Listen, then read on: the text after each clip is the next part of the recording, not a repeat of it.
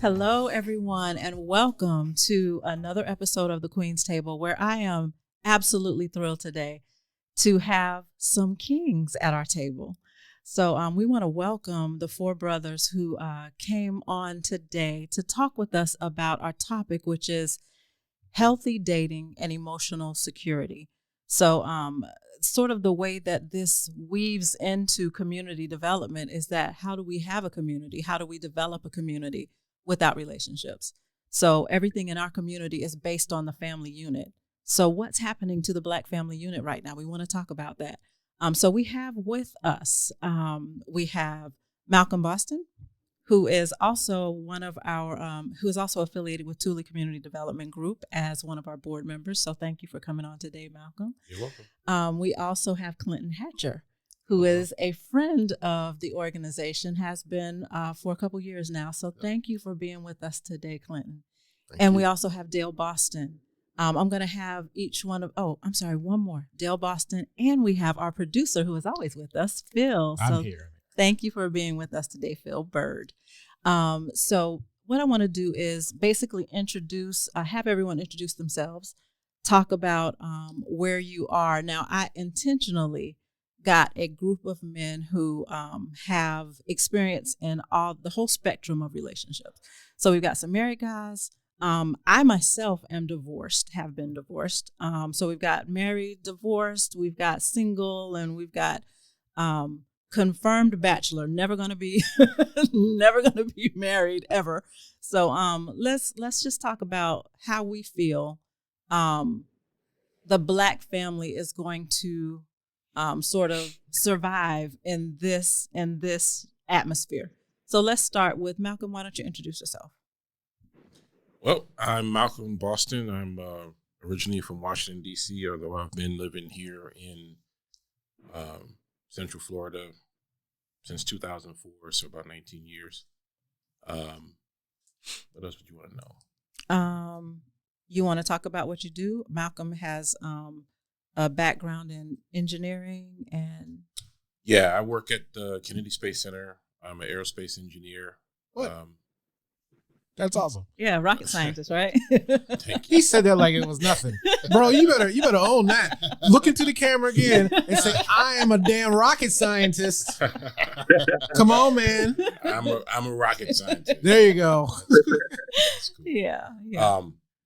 I'm a engineer. Let's see. I have a daughter, 16 years old, and two nephews.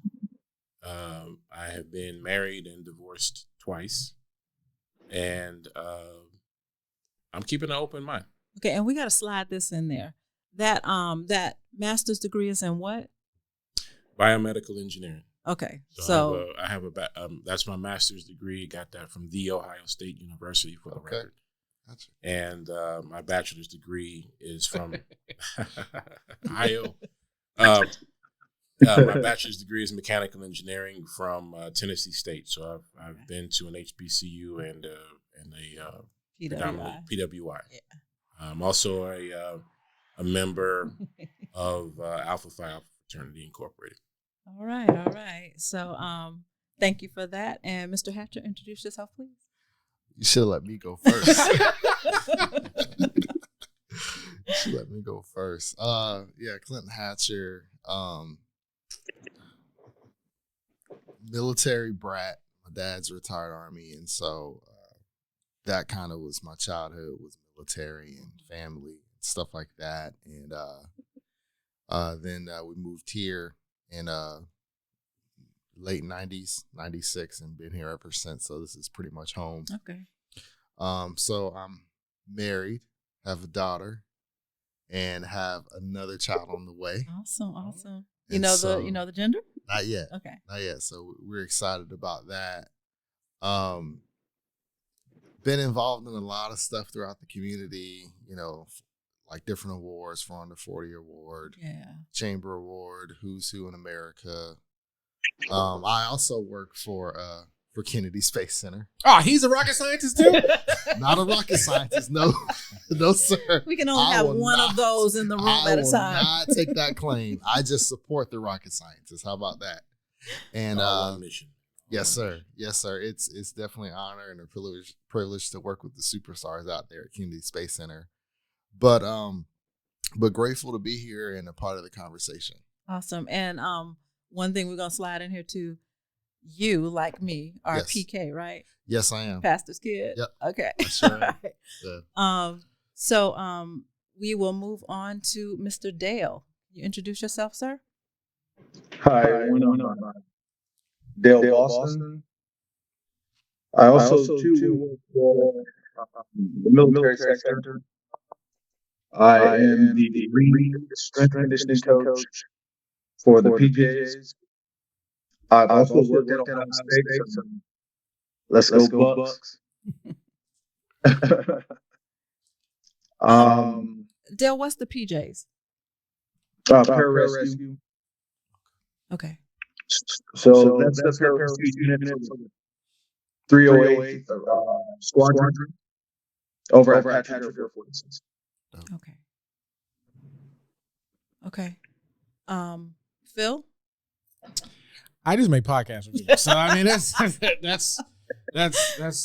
who I am. I'm Phil. I'm known as the podcast doctor here. I am married. I help people bring their ideas to life. So I call myself a facilitator. So that's how I classify myself. So actually, I'm not a rocket scientist, but I am a podcast doctor. I am a podcast. All right. doctor, All so right. There you go. All right. So I want to just I want to jump right in because some of the stuff that is really concerning me as someone who is interested in community development and trying to figure out how to improve the Black community and how we can not just improve it, but make it sustainable. And I don't see how you can have a sustainable community without marriages, without relationships, without families. So let's talk about it. I know I heard Dale specifically as we were talking about you coming on this podcast. My question was, well, have you ever been married? And the response had a little fire in it, and so I wanted you to talk to us a little bit about that. Well, I just think from my belief in where I'm at in life, I think it's currently, I don't want to say in the new mindset of this generation, but one can only pay attention to what's happening around them. And currently what's happening around them right now is a plethora of seems to be set up relationships. I feel like some women are getting in just to find a way to get ahead with a successful Black man and be able to reach into his pockets, come in with false wealth, and then walk away with half of all this belonging. So I try to protect myself pretty highly now. Yeah, and that's wisdom. I mean, absolutely. I can totally understand that. As we were coming into talking about this podcast, I had to do a lot of checking of myself too, just because I'm saying, well, how do we sustain the Black community if it seems that relationships are falling apart. But at the same time, I'm saying, but I have a little, I'll put the nuance in it. I'm saying that I am not necessarily looking for being married again myself either. I am of a certain age where I have finally gotten my feet under me, and I feel like I'm doing I'm living the life I want to live. How do you then take that and change it? I'm not sure, but so I feel that I understand what you're saying. I want to ask because I've heard the same sentiment sort of from Malcolm. Why don't you tell us where you are with that whole paradigm, with that whole idea? Well, like I said, I've been there and done that twice. So I've actually past 3 or so years, notwithstanding, spent most of my adult life in one long-term relationship or another, 2 marriages and relationships, etc. And one of the questions that any person has to ask themselves is what's in it for me. What's the cost benefit? What's the trade? What have you? And me also realizing that I'm of a certain age myself, I have things that my risk tolerance is much lower than what it used to be. I'm very impressed with this panel. I really appreciate the opportunity, for real. I do. I can feel authentic energy. So I'm gonna bring that myself. I think that as far as the institution of marriage, the idea of marriage, the idea of people finding relationships with each other and supportive relationships and so forth, great idea. The execution is highly flawed, and the execution of that institution in our society, quite frankly, disincentivizes men. And I'll rewind that 2 seconds. It disincentivizes breadwinners from becoming involved with people, because essentially it comes down in one sentence. It comes down to under the current system, I'm going to bet you half my stuff at a minimum that you won't want to divorce me. That's that, and that is what it is. Okay. So yeah, I can see that, and I want everybody here to know. Now, there were some other women that wanted to be in the room where it happens, right? They wanted to be on the panel, and I wanted this to not become combative. I want to make sure that we hear you guys, because I think in a lot of instances, the other thing that men are feeling is unheard. Am I right? You're feeling like you're not being able to speak your truth in a safe environment. You can battle in the comments. Exactly, and try not to do it there. But at any rate, this is a safe place. You can say what you need to say, and we're going to hear you. Now, again, we might fight it out in the comments about whether or not we agree or whatever, but you don't have to be a part of that. I think it is important for women to hear you. I think it's important for us to understand, just like you said, you're disincentivized because of there's a lot of women that are trying to come up. They just want to come up. They don't feel like they're going to be able to do it on their own, so they're going to do it on your dime. So, but that's not always the case. And does the benefit outweigh? I mean, it's not always the case. So I want to talk also to the two married guys in the room about the whole notion of, first of all, where'd you meet your wife? What was it about her that made you say, that's the one? So let's go with Clint first. I met my wife in church. Okay. And we met when we were really young. Mm-hmm. And I was actually 17 turning 18, and she was 14 turning 15. And she wrote me a letter and was like, "Oh, I like you. I like your smile, blah, blah, blah, and this and that." And I said, "Hell no." Because I was getting ready to turn 18, and I'm like, I'm not going to jail for anybody.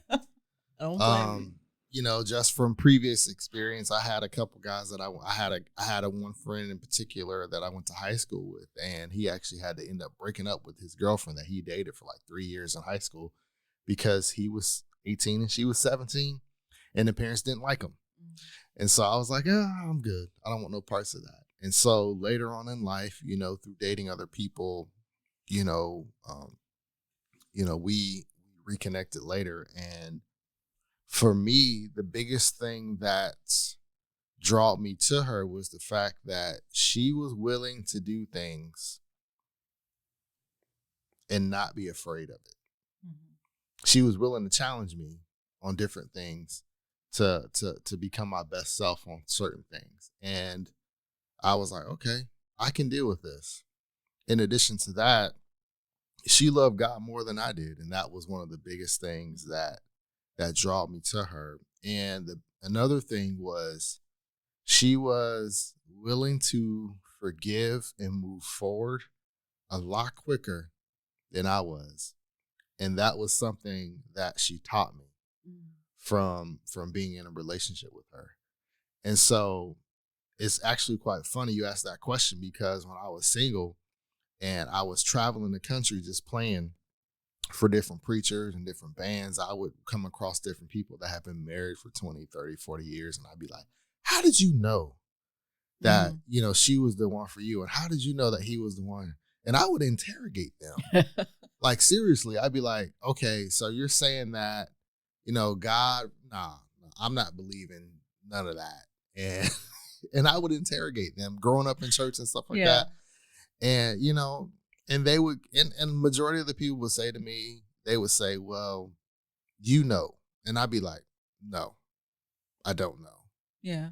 And it actually took me doing some deep soul searching and taking some time by myself to realize what I wanted and what I needed, because they're two different things, and being willing to accept that. Mm-hmm. And when my wife came across my path, I was like, okay, well, we're going to date. And she wasn't feeling that. And we're going to take our time through this dating process because I'm not rushing through this. You like it or leave it. And I was straight up with it. And I told her, these are my non-negotiables. This is what I will accept and this is what I won't accept. And I was straight up with her. And, she felt that was a little brash at first, but now, since we're married, she sees the reason why I was the way I was. And she appreciates that, because once we got married, it was like, okay, I understand the way you were, because a lot of people say that when you marry a person, you don't marry their family, but you actually do. Yeah. And so I needed her to understand that there was a lot of stuff that came with me as well as there were things that came with her. And we had those conversations. And through us having those discussions and late night conversations for the 3 years that we did date, I was willing to take the leap of faith and marry her. Now tell me about this. You said that you had to separate what you want and what you need. Yes. You had to figure out what the difference was. Talk more about that. So it's actually quite funny. It was actually, I was dating a girl and she dumped me. And through that situation, it was like, okay, all right. Cause I was normally the person on the other side of it. Be like, all right, I'm gonna let you go and I'm gonna move forward with my life. Whereas you the dumper. Exactly. I was the dumper. So yeah. And so this time I was a dumpee. But the thing I have to say is it felt really good in the sense that, okay, I gave the relationship everything that I had. So when she dumped me, it was like, okay, I know that in the back of my mind, there's no question on the fact that I gave it everything I had at that time in my life. Right. And so my heart was broken. I was very in a vulnerable place. And so I was like, all right, well, what do I need to do in order for heartbreak's going to happen? But what do I need to do in order to move forward from this particular situation? And so, I would pray. I would cry. I would have conversations with married people, married guys. And I wasn't talking about married guys that have only been married for like a year or two. I would have conversations with the people that have gray hair and they've been married for a really long time. And I did that intentionally. And it wasn't like, and I would look at them from a distance at their marriage and be like, okay, because the majority of the time the wife doesn't really lie about the marriage and the husband can put up a facade or vice versa. But I took time and looked at married people, and I was like, okay, these are some people that I can have real conversations with in regards to, what I need to be doing and how I need to prepare myself. And my brother-in-law actually gave me a book by T.D. Jakes. I don't remember the name of it, but it was through that book that Bishop Jakes laid out some things like, okay, you say you want to get married, but what's your credit score? You say you want to get married, but what's your debt to income ratio? You say you want to get married, but okay, what's your love language? You say you want to get married, but okay, what are you doing to prepare yourself professionally? Yeah. So, through reading that book, and then in addition to another gentleman by the name of Joe McGee, he talked about several things. Okay, you say you want to get married. Okay, well, here's some things you need. You need a job. You need a place to stay. Mm-hmm. You need, and this is the crazy thing, you need housekeeping. Mm-hmm. And I was like, it threw me for a loop when he said that. But now that I'm married and I have 1.5 kids on the way, I understand the housekeeping part. And so what did he mean by housekeeping? Like someone to come clean your house. Oh, okay. I like it. If you want to, if you want that. And it didn't really resonate with me when he said it. Mm-hmm. But when you're two busy people running here, running there, sometimes things don't get done. And then he said, then the last thing he said, which is the biggest thing, is you got to have vision. You got to have a vision for your family. I agree. If you don't have a vision, then what are you and your spouse going to accomplish together? Yeah. And that was one of the things that when we first got married, well, actually, even before we got married, I said, well, what's the vision? I said, what's your vision of marriage? And we talked about it. And, then we established a family vision together. I love that. I think that is so important because a lot of times when we are in relationships and when we are in marriages, it seems like if there is a vision, it's not a shared vision. And if we even have a vision at all, because a lot of times, especially with the media today, what we're taught is she looked good, I want to get with her. Right. And there is absolutely no purpose, no anything. So I want to expand on that a little bit. But first, Phil, how'd you meet your wife? And what let you know that was the woman for you? So I met my wife in an elevator. Okay. So nice. I like that. Pretty simple. I was like, damn. That's and then we just started talking, and all right, she worked at the same hospital I worked at. Didn't know, but she worked at the same hospital I worked at. And when I knew she was the one, because I was going through a portion of my life where nobody was on my team, right? Even myself, I wasn't on my team, and she was on my team, and she was always on my team, and she would kick me in the butt a few times to kind of reposition me even when I didn't believe it. And I fought with her all the time because I was so used to a certain way. Yeah. And, even I was naive because, I was young when we got together. I was 23, I'm 36 now. So, I was naive and I didn't really believe what she was saying until I actually took the time to just, let me just let go for a little bit, because I've been on my own since the day I graduated high school. I've been on my own, right?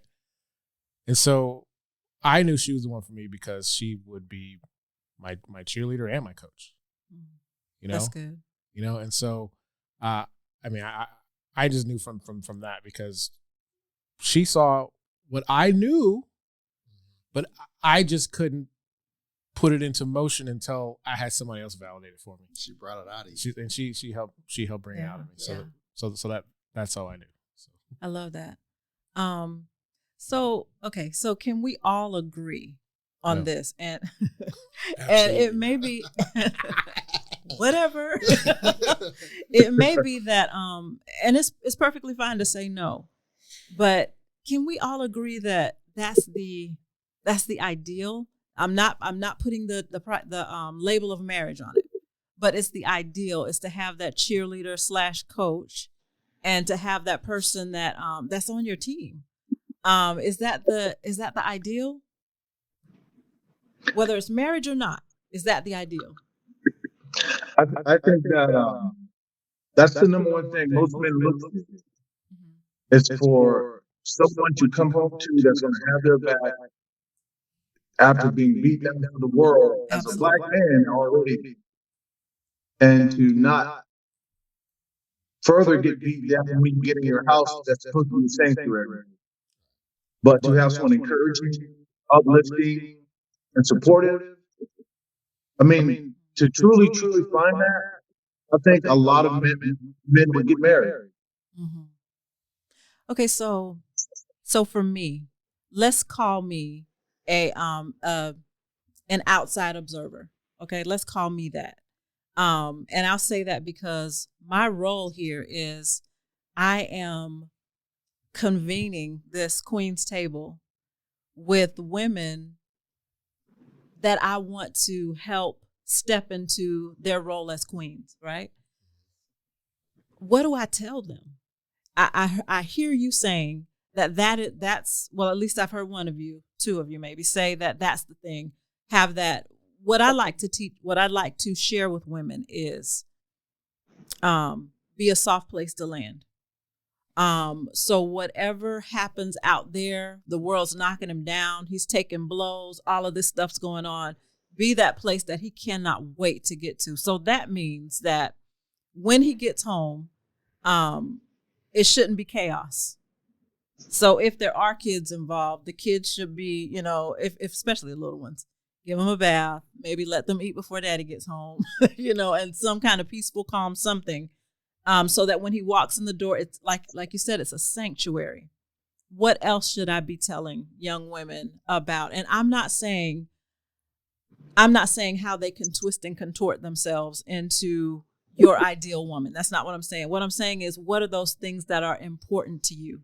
What are those things that are important to men at this time? What are those things? Let's go across the room. Let's go with Malcolm first. Your brain was moved. Come on, rocket scientist.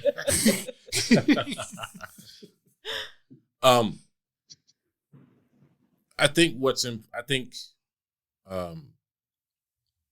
there's an underlying element of what a lot of people are looking for, and what a lot of people need, and that is partnership. Mm-hmm.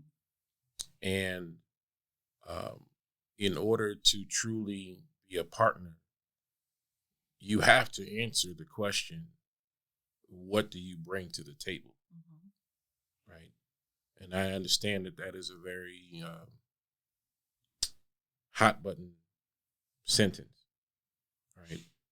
But nevertheless, that is a question that has to be answered. Can I interrupt you? Can I ask a question? Sure. What can she bring to the table? What are the things that would make you say, "Oh yeah, that's valuable to put on the table"? What are those? Well, things? Yeah, and it's great that you asked, mm-hmm. because many of us in the Black community, we only typically characterize our value in terms of financial. Mm-hmm. And that is in turn derived from something that's not the topic of today, but that is in turn derived from consumption, spending. Mm-hmm. We want a certain lifestyle, and it needs to be funded, right? Right. But the fundamental question is, going back to the vision part that you mentioned earlier, which is, what is the vision? Is the vision to grow old together? Is the vision to keep your partner out of a nursing home or an assisted living facility? I just had dinner last night, and there's another couple that I greatly admire, a fraternity brother of mine. He's sitting there with his wife. They have 3 kids, newly into empty nesters. Wow. Yeah. 2 girls and a boy. 2 of them out of the house. One is at FAMU, the other one's working for a medical device company up in Massachusetts, and the third one is I believe is in college also up in New England. So great. And they're out having, they got more gray than they were, and I met them 20 years ago, 19 years ago, and they're out having dinner at Cracker Barrel. And that's great. That's a great vision. Right? And he's doing well, and she's doing well, and she did her thing. Does she have to make the same money that he makes in order to be valuable? No. In fact, it ain't about what you make, it's about what you spend. So, and a lot of, statistically speaking, right, most women do not make as much as most men, right? That they just don't, right? Blackdemographics.com, go look it up. But that doesn't mean that there is no value, that these women can't bring any value to the table. As you said, is my house, would I rather go spend the night in a hotel than be in my house? That's a good question. That's sad. I mean, these are that's legitimate. And so I'm looking around the studio, and I just give you an example, right? And I look around the studio, and I was here when it was bare, right? And it looks great. This is awesome. I could never decorate this like that. I just would not. I'm like, man, give me some beige paint, some vinyl baseboards and all of that. So me as a very, obviously I'm an engineer, but a very logically motivated person, I know that I would want my place to look something like this or look good as this, but this isn't my strength. So if some woman comes to me and says, well, you know what? I don't make all this money, but I keep a good home. And I have my nieces and nephews that I help take care of, and I keep them in good order. And I have strong beliefs about how kids should be raised and how homes and families should go and all of this. And I'm bringing myself, but I'm also bringing a very dedicated person. I can be part of a team. I can study things. I can get on YouTube and learn how nutrition works. So when I see you, stopping on the way home from work at McDonald's, I can offer you a better option, right? To the point where it's like, I'm out with the fellas or what have you, and then it's getting around 5 o'clock. They say, hey man, let's go do that. I'm like, nah man, I gotta go home. Yep. I don't know what an ideal situation would be. Man, it's 5 o'clock. I got to go. Because 6 o'clock dinner hits the table. I don't know what it is, but it's gonna be good. And the rest of y'all can fight for whatever these scraps are, but I'm going home. Going home. Right? So that would be an ideal, because that creates a space where both people can thrive. And children, of course. I don't think modern women want that though. Nope. They're raised from when they were young that A, they don't need a man. B, they can be whatever they want. And yes, they absolutely can be whatever they want. And so that ideology is not sacred anymore to them. I'm not saying it's sacred, but to them it's not important anymore, because they can be even better than you, So I think that modern women don't want that, because now they don't have to compete. But Phil, do you think, and I guess I'm playing devil's advocate because I'm the only woman in the room, but do you think they don't want it, or do you think they've built their lives around the fact that it's not available? I think they don't want it because society has taught them to be subservient to men. So they inherently want to be defiant to that. I don't know, because I think it depends on the woman though. Yeah. Because we're not. I would say here. To a degree we are generalizing, but a lot of the women that I've encountered, they want a man that is going to lead them and guide them. But I think the biggest thing that happens is that women have this idea of what leadership is, and men have this idea of what leadership is. And sometimes they're not on the same page, because sometimes these women, they like to watch the Hallmark and the Lifetime movies, and they have that fantasized view of what leadership is, whereas sometimes that leadership is uncomfortable, and he's going to tell you no.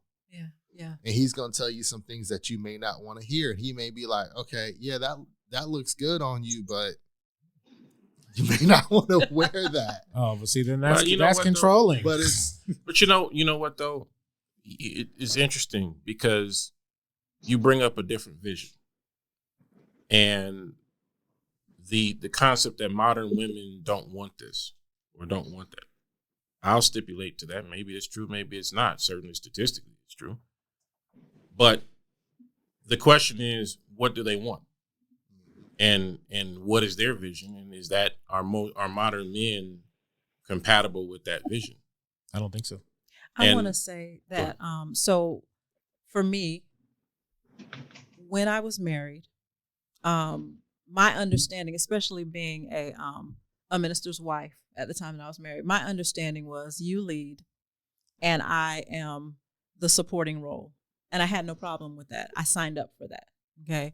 But when I got into the marriage and I wanted to play the supportive role, but I wasn't finding the leadership that I needed as far as in financial matters. I thought the state attorney was gonna come get us because of bounce checks, and the debt that we were in, or I could look at the bank account and all of a sudden there's nothing there, and I'm like, what happened? And I don't know what happened. Things that just scared me as a woman. I did not feel secure. I had no security financially, and I felt like, okay, let me step into this role or it's not going to get done, and I'm not going down with the ship. Okay.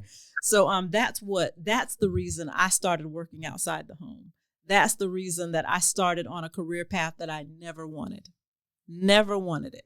But once I got into it, realized I was good at it, and eventually excelled to the point of it's not that I think it's more, I think guys need to look at, don't worry about whether or not you're needed. What about if you're wanted? I can bring home the funds that I need to take care of my household. Do I want to do that? No. I want to have the luxury of femininity. I want to have that luxury, but if I don't find a man who's willing to take on that leadership role, I can't have that luxury. And it is a luxury. I want to be a woman. I don't want to be the one out there taking those blows. That's not what, and in my understanding and in my value set, that's not what I'm made to do. I am much better at being that soft place to land and creating that sanctuary. I'm much better at doing that. But I'm forced into the role of, you got to lead because I can't find a leader. So I don't know if that's everybody's story. I know that's mine. I want to hear Dale. Dale, you're the single guy here. Mm-hmm. Yeah, Dale. You know what? It's great you brought that up, because I was just want to touch on the fact that you make the statement about femininity. How much of today's society is geared towards basically stripping this massive agenda towards Black women of not being feminine, not being wholesome, right? And going back to what you said, modern women want to do it all by themselves, knowing they can carry love, and they want to prove and show that they can carry love. So you take rap, you take all of the music industry, all of the TV shows, the Instagrams, the social media.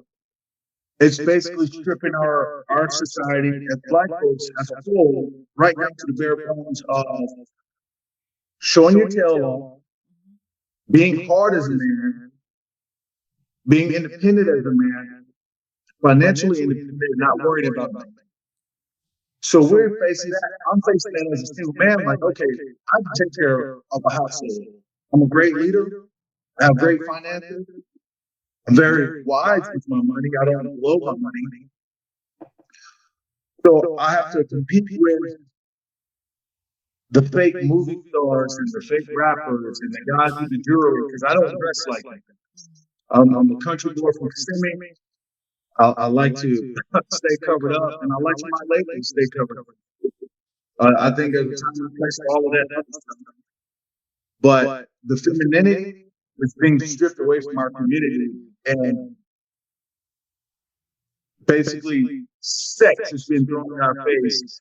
That if it doesn't look like this, if it doesn't look half naked, then that's not what we want. But I think we got to understand that, and I continue to say, I don't think that let me put it this way, and we say this a lot in the church. Women are responders. Women respond. So if you create an atmosphere where a woman feels like she has to be she has to be hard, she has to be tough, she's gotta bring home the bacon, she's gotta make all this stuff happen because the men have disappeared, then you have to step into that role. Or what's gonna happen to my children? What's gonna happen to the family? Where am I? So my femininity goes into recession. Is that what it's called? Regression. My femininity goes away because it's not expedient in this situation. I can't go out there and be feminine and be soft and be kind, because now I have to go out here because the guy who was in my life has left or has abdicated his role or whatever. That's not what I can't speak for every woman, and I might get trolled in the comments about what I'm saying right now. But if I had the luxury of taking, and honestly, when I was first married, I was a homemaker and was happy to be that. I had 2 very small children, and I homeschooled them before it was time to go to school. They were reading when they went to school because I spent that time with them. My children were bathed, fed, and in bed by the time my husband got home, and I was supposed to cook, that's what I was supposed to do. And that's what I signed up for, but I'm saying all this to say, having to come out of that and come into the workforce, that was, I have to, that wasn't I got pushed out. At the time, my ex-husband came home and didn't have a job anymore.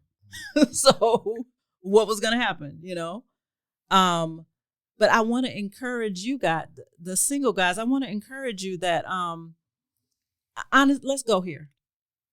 I think that it's a trust issue. I think it's a trust issue. Absolutely, there's a trust issue. Mm-hmm. Like I said, I'm not going to bet you half my stuff that you want to be feminine, or that you want to be a good partner, or foster an environment that is conducive to bilateral advancement. But let's speak to, because I don't want it to devolve into, the she's doing this because she has to, or he's doing it because he has to. It's what is missing, and what is missing is a cultural baseline of support for relationships. When you specifically families and a traditional quote unquote old fashioned structure, our culture tells people to be individuals, men and women. It tells men that you have no value unless you're making 6 figures or whatever the case may be, and it tells women that you have no value unless you're getting a man to pay for stuff or what have you. So, y'all agree with that? So, well, my opinion is similar, but I think that we're missing a point here. Is that in today's society, it is almost impossible for a single income family, and you guys are talking like a lot of I disagree. I'll let you finish. You're a rocket scientist, bro. I mean, you got so many. No, because it wasn't me that said it. Biggie Smalls that said it. It was whoever that said it. It's not about what you make; it's about what you spend, right? And how? If a 1-bedroom apartment is $2,000 and I only make $1,800 a month, the girl or whoever you're with is going to have to work. I understand. Have to work. It doesn't matter how much you spend. It doesn't matter me not going to Chick-fil-A or anything like that. If we can't afford to live, we can't have those traditional values. That's out the window. I agree, and you certainly will not get there by avoiding Chick-fil-A and Starbucks, right? You have to make some real money. You have to make investment, and it's a targeted long-term strategy. It does. Yeah. Certainly, you cannot take a 5-year slice or 7-year slice, which, by the way, is the average length of a black marriage, Black people married, Black African Americans marriage in the United States. And you can't take a 5-year slice of time and say, we're going to do this, and this, and not have the other 25 years covered, right? There will be times where, you know what, somebody needs to stay home and homeschool. And considering a lot of things that are going on in our school system, homeschooling may not be a bad option or may not be a bad vision. The question is whether it's an option. And I'll just throw some numbers out, right? Average car payment, right? Between car payments and insurance and fuel these days, you're edging towards, $1,000 a month, right? Yeah, combined. Yeah. So, do I need 2 cars? Can I make a life where I don't have to have 2 cars? That's a question. I don't think a lot of people answer that question, right? When 20 years or 16 years ago, daycare was $220 a week, right? And I ran the numbers, and there's a whole lot of reasons why I ran these numbers. But a child costs $1,400 a month, yeah, right? Period.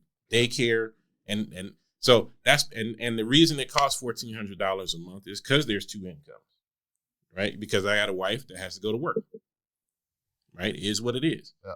Now, if I didn't have a wife that had to go to work, I wouldn't have that problem. But that's not the point of that's not the point of this podcast. But if the point is that culturally, again, we are driven to consumption instead of being driven to how do we invest in our own family units and realize that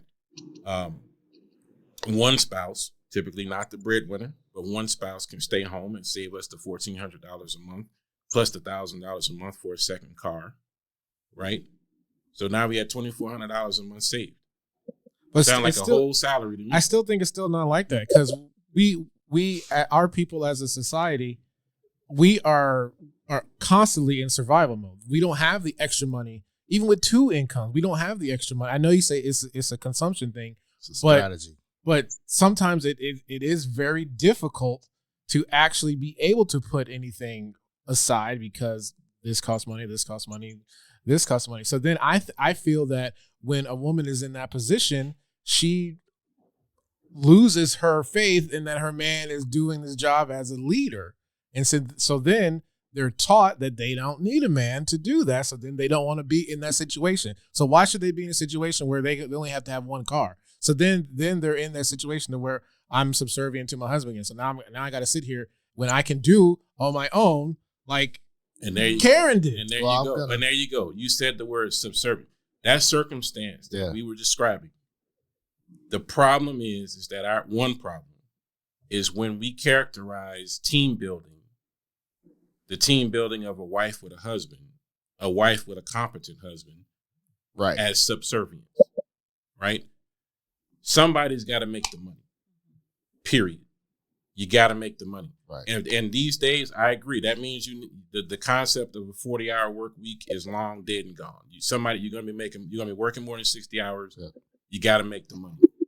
If you're going to have kids, and odds are you will, somebody's got to look after the kids. You got to watch your corner, right? You can't have this concept of, or let me say this, the concept of everybody's all purpose and one person can do it all or one person should do it all. That doesn't work. Somebody's got to look after the home and somebody's got to go make the money. Yeah, I don't disagree with that because when I first got married, I wasn't working. I was playing music full time. Yeah. Like I wasn't working a full-time job. And so my wife had a full-time job. So we took advantage of her insurance. We took advantage of all the perks that came with her job because I was finishing up my college degree. But as soon as I finished my college degree, I was able to land employment. And then that put us on a trajectory to push us forward. And I want to say something when it involves around, people getting married or people being single and stuff like that is you want to have your vision, but what is your plan? Like a lot of people don't take time to plan. And I think that is one of the problems that a lot of people run into is they don't take that time to plan. And whether that be financially, whether that be relationally or whatever, like I know people that will be like, oh, cruise this weekend? All right, credit card, boom, I'm out. Let's go. Yep. You know, and they're not looking at how that's going to affect them 5, 10, 15 years from now. And, you know, we all know the saying that proper planning leads to proper results. But it's important. It's important to say that because in this modern culture, you know, whether you have, because I live in a 2-person household, whether it's a, you know, 1 person working or 2 people working, either way, you got a plan, you know, and like one thing I learned a long time ago is like we would have family, like when I was a kid, we used to have family meetings. And my parents were intentional about having those family meetings because in those family meetings, my parents be like, all right, they wouldn't tell us how much money they made, but they would be like, all right, this is what's going on. This is what we got to do and blah, blah, blah. And they lay it out to us. And I just took the same thing and applied it to my family and be like, yo, this is what we got going on. This is the family budget. This is that and that and that. And laid it out. So that way our family has an understanding. And I think that when you're not communicating and when you're not laying things out, it leaves room for misunderstanding and it leaves room for all the craziness to happen. I think I don't want us to get too far into the financial conversation because we know that that's one of the biggest stressors in any relationship, especially marriages, is the financial piece of it. But I think what's concerning me more is just the interaction, the human interaction between men and women in our culture. That's what's concerning me more. We can't even get to the financial piece, right? Because we can't seem to get together on an even plane in the first place. And I have a daughter who is 29 years old, and I look at what are her prospects? You know, what do you tell a young lady who you would I guess wants to have a family at some point when the men in society are saying, I'm not getting married? What do I tell these young women? Well, why do you think they're not getting married? I think that's what we're supposed to be finding out today. And what I'm hearing is that, you know, it's more prevalent in our society right now that women are looking to attach themselves to a man so they can come up financially. And that's the fear of successful men, is that's the only reason she wants to be with me is so that she can take half my stuff eventually. Or more. Well, we could look at Kevin Costner. But go ahead. I was going to say, I would add to the fact that, because here's my viewpoint on that is with successful men and women that may not be as successful as them.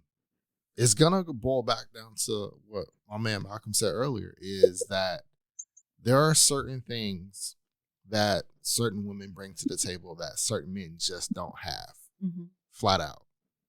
And I have to agree that making a house a home is definitely a huge characteristic that women have more than men do. And I think that when women aren't willing to even attempt it or even to try it, that it puts them in that position of, okay, I got to go on the streets. I got to do this. I got to do that. And they're not even willing to try it. Whereas there are some men, they're willing to be like, okay, because I know some guys that, you know, be like, all right, well, my wife is making buku money, so I'm going to stay at home and work with the kids. And they're willing to try it out. Mm-hmm. But I think sometimes when the shoe gets on the other foot within this modern culture, some women aren't even willing to try it. Mm-hmm. And I think that sometimes it just boils down to our own selfish desires on the things that we want. That's it. And, you know, not even speaking of, you know, not even thinking of finances, just period. Like, you know, like I want to feel like this, and this is how I want to feel, and this is the way I want to live. And not realizing that there are certain things that come with that. Yeah, I think that word, the selfishness, that word is, I think it is characterizing a lot of our relationships in this society. And it's not just on the women's side. It's not just on the men's side. It's It's on both sides. Yeah, it definitely is on both sides. And then there's, of course, the trust. I don't trust that you're going to let me express my full self, in this relationship, whether it's the man or the woman. The woman saying, I have more skills than just, when you say make a house a home, tell me what that means. What does that mean for you guys? That could mean numerous things, because I know some guys who are horrible with money, but will bring their money home to their wife because the wife is really good with the finances. Okay. I know some homes to where the woman can't cook, but the husband can. Mm-hmm. And the husband still works a full-time job, but he will come home and he will cook dinner because the wife can't. Okay. And it's all about determining what's going to be the best fit, for your particular home.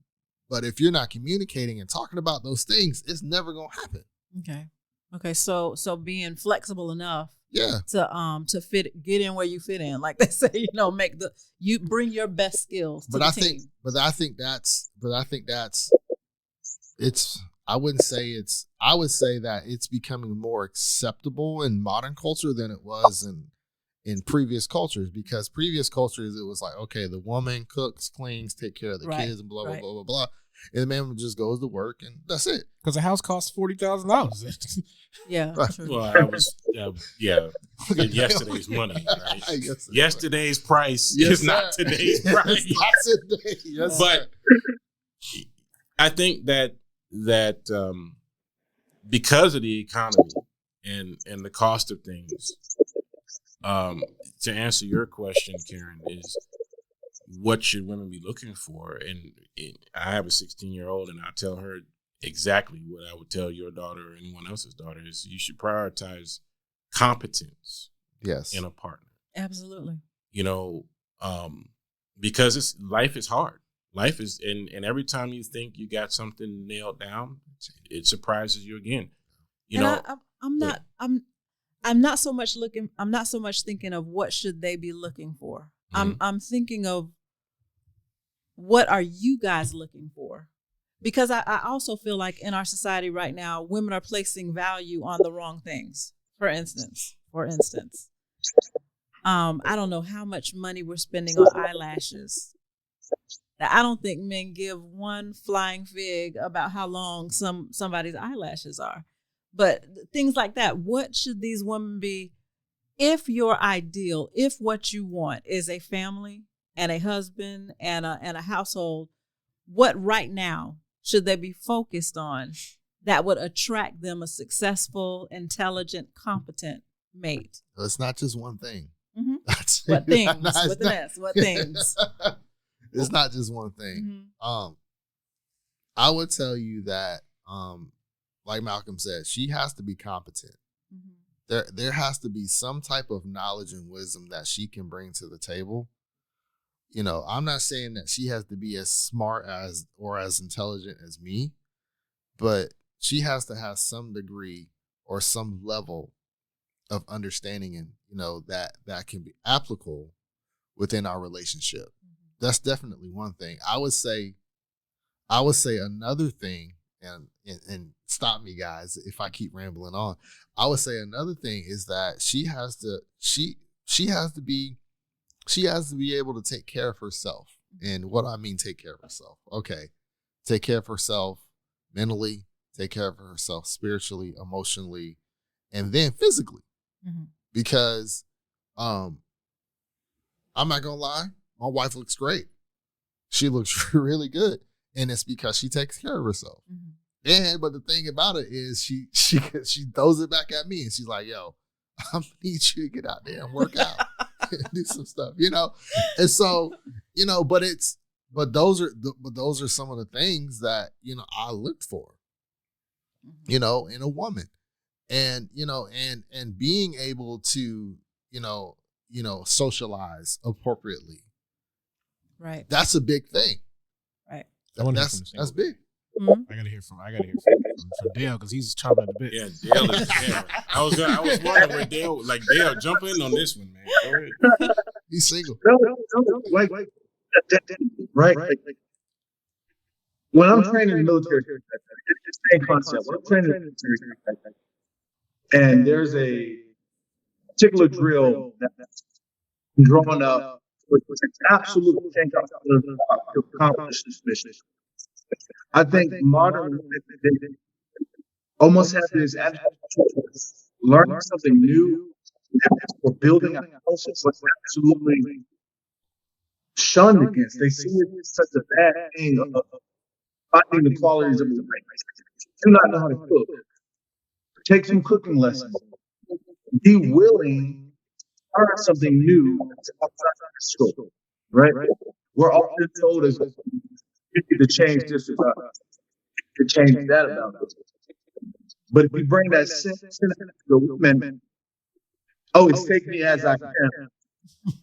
And that's just it. And that's, I think, we're forced to battle this because I don't give up my peace, right? Because if I give my peace up, it means I'm willing to sacrifice all that I've built up to take this chance with you, and you're not willing to or do something or learn something or can't take, why even bother? And I think that's where a single man is. It's not worth our peace that we built up. We have to love ourselves. That's another thing, right? It's just my job to make you happy. It's my job to add to happiness. And I think that's lacking modern women is that they really love themselves alone. How to love something. Okay. You're fading in and out a little bit on that, but I think I definitely heard that part of it's not your job to make a woman happy, and I think that's the whole Hallmark channel, and Lifetime movie channel is that she becomes happy once he comes into her life, and that is definitely a mistake.